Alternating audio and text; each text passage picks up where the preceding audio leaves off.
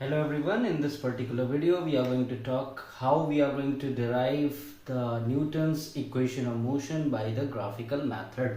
तो graphical method को use करके कैसे हम न्यूटन्स की इक्वेशन को डेराइव कर सकते हैं ये हम इस पूरे वीडियो में सीखेंगे और बहुत जल्दी से इस वीडियो में हम इस चीज़ को सीख लेंगे कि कैसे हम इक्वेशंस को डेराइव करेंगे।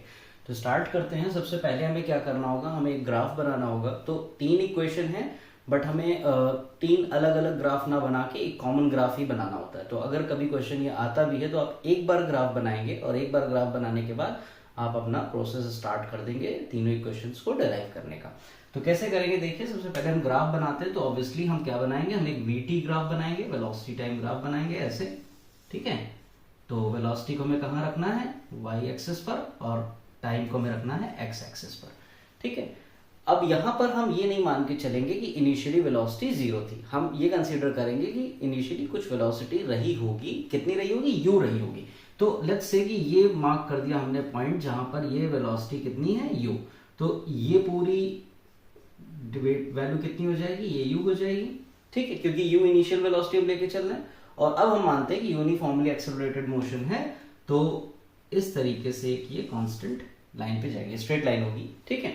अब यहां से आप क्या करिए, यहां से एक परपेंडिकुलर ड्रॉप कर लीजिए कुछ इस तरह से, ऐसे, किस पर, टाइम एक्सिस पर, और फिर ये इस पॉइंट ऑफ कांटेक्ट से एक परपेंडिकुलर ड्रॉप कर दीजिए इस लाइन के ऊपर, ठीक। Let's name these points, O as origin, A, then let's point it as B, then C, then D, okay.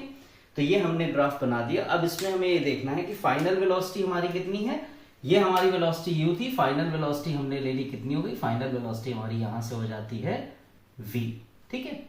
ये इनिशियल वेलोसिटी थी और ये a पॉइंट से स्टार्ट किया था तो इनिशियल वेलोसिटी u थी, और b पॉइंट पे हम पहुंचे हैं तो फाइनल वेलोसिटी हमारी कितनी हो गई, v हो गई, ठीक है। नाउ बिकॉज ACDO एक रेक्टेंगल है और रेक्टेंगल के अपोजिट साइड्स इक्वल होती हैं, तो अगर AO हमारी u है तो CD भी हमारी कितनी होगी, CD भी हमारी u हो जाएगी, ठीक है। और यहां से अगर आप देखें तो ये जो लेंथ है CB, इसकी लेंथ कितनी हो जाएगी, that will be V minus you. और A से B तक पहुंचने में जो हमें टाइम लगा है, let's say that time is t, तो अगर ODT है तो AC भी कितनी हो जाएगी, t हो जाएगी, ठीक है। अब हम क्या करते हैं, हम फर्स्ट इक्वेशन को डेराइव करते हैं। तो फर्स्ट इक्वेशन ऑफ मोशन कैसे डेराइव होगी, चलिए देखते हैं। फर्स्ट इक्वेशन को डेराइव करने के लिए, क्योंकि ये कैसा ग्राफ है, ये एक VT ग्राफ है ना, वेलोसिटी टाइम ग्राफ है, और वेलोसिटी टाइम ग्राफ का जो स्लोप होता है वो क्या देता है हमें, दैट गिव्स अस एक्सेलरेशन। तो हम यहीं से स्टार्ट करेंगे कि slope of velocity time graph, ठीक है, gives us what, it gives us acceleration. तो अब हम यहां से स्टार्ट करेंगे। a is equals to, slope क्या होता है, स्लोप मैंने बताया था आपको कि whatever it is given on y axis वो डिवाइडेड बाई x एक्सिस, ठीक है।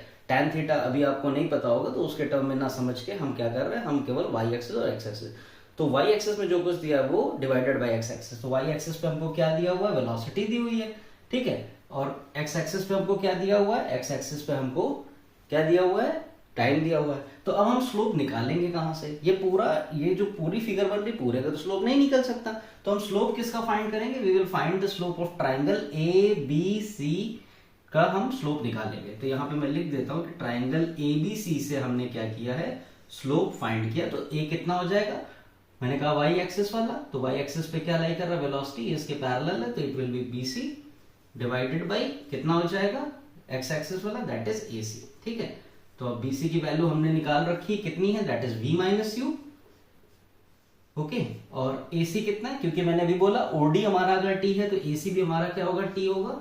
अब इसको आप रीअरेंज कर लीजिए तो you will get AT is equals to V minus you.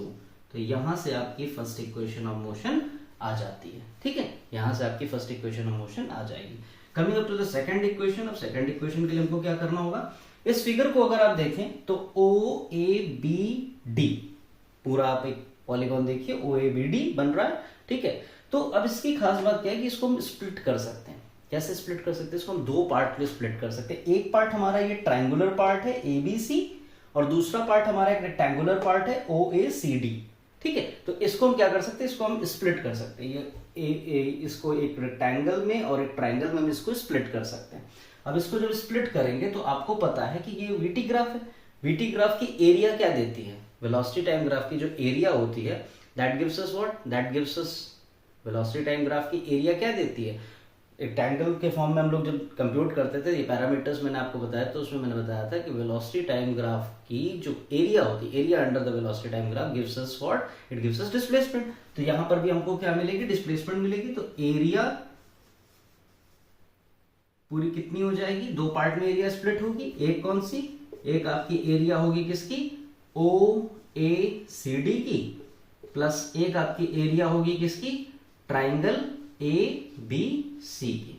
और क्योंकि एरिया हमको क्या देती है, displacement, displacement is represented by S, तो हमने एस लिख दिया। अब देखिए एरिया ऑफ ओएसीडी कितनी होगी, रेक्टेंगल है तो length into breadth, so let's write it ओए इनटू ओडी, ओके, बीच में प्लस का साइन। और area of triangle that will be half into base, base यानी कि AC into perpendicular that is PC, ठीक है। अब इसमें हम वैल्यू सब्स्टिट्यूट अगर करते तो हमें क्या मिलेगा, देखिए एस यहां पर है ही है, एस हमने रखा इक्वल्स टू ओ ए कितना है, O A is your you, then OD कितना है, OD is our T, plus half into AC is how much, AC is T into, इसको मैं इधर से हटा देता हूं और इधर लिख देता हूं, एसी इज अवर टी। और उसके बाद अब देखते हैं बीसी, बीसी कितना है, that is v minus u, ठीक है।